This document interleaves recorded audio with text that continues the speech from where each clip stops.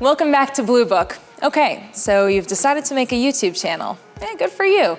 But also, what the heck should your channel be about? And trust me, you want to answer this question before you start posting content, because it might surprise you, but the right channel topic or niche can actually give you a shortcut to those first 1,000 subscribers. And the wrong one can be as effective as uploading all your videos to Dropbox. I'm Anna Vanston, and this is How to Win, a show that helps you strategize to make the absolute best choices to save you time, sure, but also straight up win your own dream job as a creator who gets to call all of this their career. Let's get into it.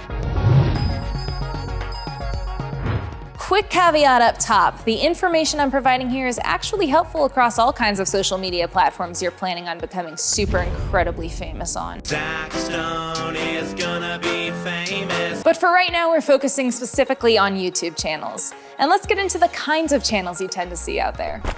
Let's talk categories. So you're currently watching an educational channel, and you're probably familiar with at least a couple of those big time tubers. We'll call them BTTs because we're in a hurry, folks. So what do they make? Probably some vlog channels, maybe some gaming ones. Personally, I'm super into the how-to channels. It's weird, I don't even want to do the things they're teaching me to do. It's just for some reason watching an old man talk about painting a fence is very soothing for me. But here's the issue, those categories are massive. And that means not only is your competition within them also massive, as in each of your videos is competing with pretty much the entire internet, or as former BTT Bo Burnham calls it, a little bit of everything all the time. Could I interest you in everything all of the time? But also these categories are dominated by already established BTTs who make it hard for anyone else to climb up the ranks. So here's my cheat code, and this is win tip number 1. When picking a channel format, narrow your category to the point where you need around 3 words to describe it. So before, when we said vlogs, instead you might want to try fake historical vlogs. Hey guys, it's me,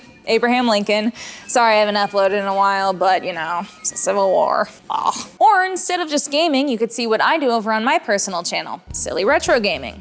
Yes, silly counts as a category word. And yes, I wanted to put funny in there, but internet law says you can't call yourself funny lest you be eager to receive the wrath of infinite trolls saying, no, you're not. And you might think that this is gonna aim you at too small of an audience, but it's actually just the opposite. It is the quickest way to stand apart from the crowd. Like, okay, be honest. I don't care how big your school was. If you showed up each day wearing an incredibly elaborate Jack Sparrow costume, people would notice you. That might have been me in high school. I'm not gonna say either way. But also the BTTs, they actually do this too. It's a secret to their success. Let's look at an example that has applied this across not just their channels, but all the way down to specific videos. The Fine Brothers had so much success with their React series, they spun it off into its own channel. And also they tried to copyright the word React, which gotta love the confidence. We completely screwed up. On that channel, they use the 3-word strategy all the time. Elders react to Eminem, kids react to Kiss, teens react to cringe. It's not embarrassing, but it definitely is like hard to watch. Okay, you get it. Oh, by the way, we're gonna be doing deep dive success breakdowns on this channel in the near future, so subscribe to learn in depth exactly what worked for these mega tubers. Yes, bigger than BTTs. Back to the 3-word formula. Another reason this is great is the idea generation. Just smack words together. You love beaches? Great. You wanna do beach reviews? Okay, yeah, some potential. Oh, ugly beach reviews. I'd watch the hell out of that. That beach sucks. Now, we're all on the same page. You should aim for a specific niche, but are some niches better than others? Yeah, heck yeah, they are.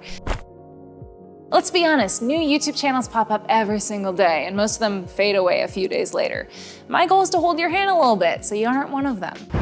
Oh no. The key to making a channel that you won't give up on, but also the one that has the best shot at succeeding in a major way, is the channel that you are uniquely passionate and knowledgeable about. Because here's win tip number 2. You have to realize it's not the topic you're selling. You are the product. Here's what I mean. A second ago, I talked about how specific your content becomes when you categorize it into 3 words.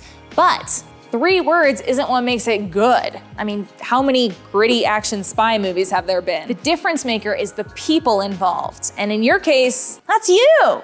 You're a people. I know it sounds kind of like I'm giving you a pep talk or something, but what I really mean here is people can tell if you care about what you're talking about, and they can tell if you know what you're talking about too. And nothing is more watchable than people talking about what they know and care about. Take our sister channel as an example, New Rockstars. A few years back, New Rockstars used to make kind of generic videos about YouTuber news and then later about general pop culture news, and no one really noticed. But then, when they really leaned into their own personal, very nerdy obsessions, it finally clicked for people. When New Rockstars put their passion and encyclopedic knowledge about nerdy film and TV into their videos, not only did they find an audience, they became one of the fastest growing channels on YouTube that year. That's the difference that took it from some guy's apartment to the set that I've snuck onto without permission. Sorry, Philip. I'm more upset you called me some guy. Moving on! How do you know what you're passionate about and what you're knowledgeable about? I mean, you're you. You should actually know that better than I do. But actually, it weirdly can be kind of tough to answer this question. So here's another win tip I use when coaching a new channel. Use this question to guide you. What's something that you can talk to a stranger about for an extended period of time? Like for me, my love for cosplay and gaming, I know for a fact I can talk about way too much. But when coming up with my own content, it was my friends that pointed that out to me. So that's another good way to go about it. And like, let's just make this another win tip. Why not? We got the budget. So don't tell them why at first, but go ask your friends and family what they think you are an expert at or what you care a lot about. Now, you don't want them to be skewed by what they think would make good videos. You just want their insight on what you're already great at. Because, like a wise old optometrist once told me, sometimes it's hardest to see what's right in front of you. Turns out I have bad eyes, but the point applies. At this point, you might have a decent idea for what your channel should be about. But what if you're like, no, Anna, I don't. Don't worry, chill out, I got you. And also, thank you for remembering my name. If you still need more inspiration or your friends and family aren't talking to you because of what happened at Thanksgiving, we've got another trick up our sleeves. Steal. Look. The truth is, YouTube has things that it will tell you and things that it won't tell you, and our job at Social Bluebook is to give it to you straight. And I'm half joking when I say you should steal your ideas, but the core idea makes sense. So most win tips are gonna be kind of like a lawful good. This one's a little more chaotic neutral. I'm a Scorpio, I live for the chaos. Look around the category you like, find what's working, and do that. Do it! I know this isn't monumental advice, but people get in their heads about being the most original thing ever. Remember what they teach you in art school. Good artists borrow, great artists steal. Your phone from your pocket and force you to follow their Instagram. Add Goombana. If you pop open an incognito window and take a look at the trending page, you'll see all kinds of famous YouTubers doing the exact same thing as other famous YouTubers. It might be packaged slightly differently, but I just scrolled trending a few minutes ago and I saw multiple variations of the try not to laugh challenge, testing out life hacks, and baking or cooking, but we're bad at it. Don't be afraid, it will look like the turkey's bleeding. Of course, I don't actually mean copy it exactly. On the roll, change it up a little. But really, I mean, it's just inspiration for you. And once again, I told you this earlier, you're the product. So your version should always focus on how you approach that idea. If I wanted to take some of those trends and steal them for myself, but then make them about my gaming and cosplay obsessions, maybe I'd try not to laugh while reviewing the worst cosplays in history. Or I'd try baking the actual recipes from video games and then vlog my trip to the ER. And even if it doesn't feel like changing topics will work on an idea, remember, your on-camera personality can be the difference. Food is a very general topic, and like I said earlier, there are tons of cooking-related videos on YouTube. But what if your on-camera personality was a kind of mean, kind of charming chef that curses like a sailor? Well, you have Gordon Ramsay, one of the only TV chefs to make it big on YouTube. His unique twist on cooking content? He's angry. Of you are pathetic. You don't care. I care, You're Chef. way behind and you haven't got a f***ing clue. And that's a win tip. Your personality, at least in your videos, can be the difference maker. And I'm not promoting one personality type over another. The only wrong choice is not making one. And note how I keep saying on camera. That's because this persona doesn't have to be exactly what you're like in real life. It can and probably should be a little more heightened, like this is me on a Red Bull. But at the same time, unless you're purposefully playing a character, don't try and be something you're not, because that's more off-putting than just sticking with what I said before.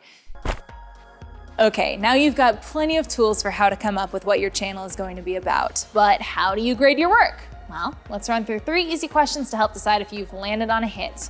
Number 1, do other people give a crap? Now, you know I love your idea, but you and me, we're tight, we're homies. So you gotta go get an unbiased opinion. And my favorite place to do that is actually not YouTube, but Reddit. And no, I don't mean go post on there and ask if your idea is a good one, because honestly, people there can be kind of mean. I go to Reddit to see how many people follow a specific subreddit. So for instance, if I want to go into business with that old man that paints fences on a new YouTube channel about tools, which I do, well, I can see that the subreddit for tools has 339,000 members. So sure, there's a lot of interest there. Of course, we'll want to go more specific. So my 3-word trick might be restoring antique tools. But now if your category is more like the Anna Vanston fans of subreddit, you know, tiny, but also getting smaller by the minute, maybe it's best to widen the net and look elsewhere. Speaking of elsewhere, when I said that Reddit isn't the nicest place for a newbie to ask for advice, I got you covered. Come join us on the Social Bluebook Discord. Totally free, and me and the other coaches are always in there giving advice, shooting the breeze, apologizing to the breeze for shooting it. Anyway, we're very nice and safe, and also eager to have conversations about what you have going on in your path of turning this creator thing into a career. Okay, next question to test your niche with. Number 2, is it sustainable? Okay, do me a favor. Whip out your Notes app or a Google Doc or for some reason paper. Oh. Can you come up with 5 pretty quickly? Okay, good. How about 10? Remember, each video doesn't need to reinvent the wheel, just change it up a little. Okay, realistically, if you sit down for an hour, you should be able to come up with 20, 30, or even more ideas that fit on that channel. If you're struggling to even come up with the first 5, you may have girdled yourself a little too tightly. Loosen those strings a bit. Breathe, Margaret, breathe. Here's a win tip for how I have 50 ideas for my channel at any given time. Take an idea you love and make it into a recurring format. Instead of making a single video about my love for cosplay, how can I turn that into a recurring show on my channel? Now, obviously this win tip is huge, so I'll be spinning it out into its own video in the future. Again, please subscribe because that video is gonna save you a lot of work down the road. Okay, so now you know you've got your 3-word channel topic locked in, you know other people give a crap, and you know that you can blast out a ton of these videos inside of that topic. Then there's only one question left. Number 3, does it excite you? This thing is going to be a ton of work, trust me. But we're about making this your job, not just your hobby. And so if you're down for it, if you're straight up pumped about this upcoming channel, then that's a great sign, because it won't always be fun. But that excitement is going to be a lot of the fuel you need to keep this thing going. Now I'm gonna go hang out in the Social Bluebook Discord, so swing by and let's play around with some 3-word combos for channel topics. And also drop some in the comments below and I'll try to give some feedback there too. Please subscribe for way more advice on how to win at this influencer life. I've been Anna Vanston, and I'll see you next time.